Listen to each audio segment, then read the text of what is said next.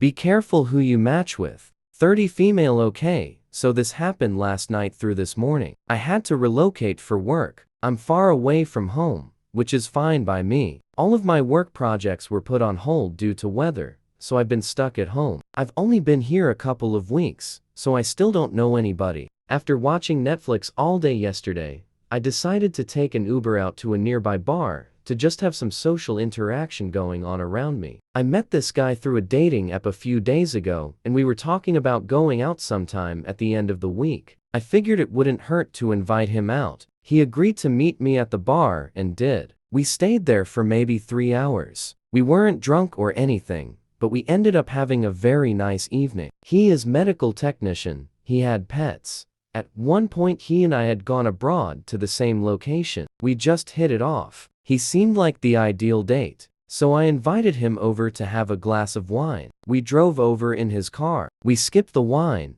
went straight to the bedroom, and spent the next couple of hours there. After we finished, we were just laying there and then things got weird. So he asked if he could spend the night. I personally like my space when I sleep, but I told him that would be fine. He suddenly got really clingy, like an 8th grader who just got his first girlfriend type clingy. He started just cuddling me, which I guess wasn't horrible, but it was more like he was making a cocoon around me with his body. He then just randomly put his face between my boobs and said, "I just love you so much." I laughed, but it was a very forced laugh. I was sufficiently uncomfortable. I laid there and pretended to text on my phone until he fell asleep. Once I was sure that he was asleep, I moved onto the couch and slept there. Come around 5 in the morning, he came into the living room and started pitching a fit that I didn't sleep 8 in the same bed with him. I told him that I was just having trouble sleeping, but that he was starting to get on my nerves, and I requested that he leave. He didn't take the hint. He went into my fridge and helped himself to a beer while singing some song. He then took my phone from me and demanded the password.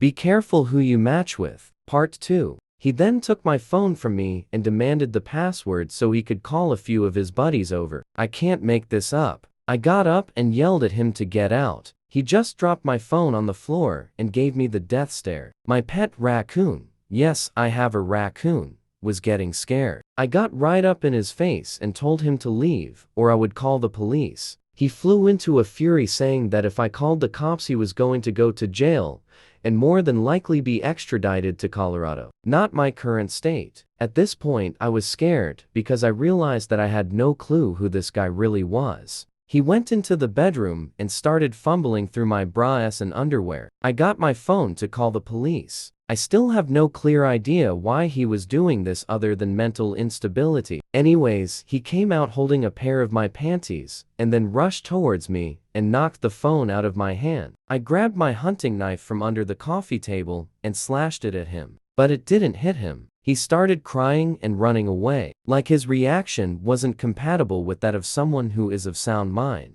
I walked after him not to hurt him, but to make sure that he was leaving. He got in his car and drove off. I called the police and filed a report and explained his bizarre behavior. They ran the name that he gave me, but nothing turned up. Not him anyways. So this name he gave me was a fake. His personality and life on his dating profile was more than likely all fake. Just a shitty experience.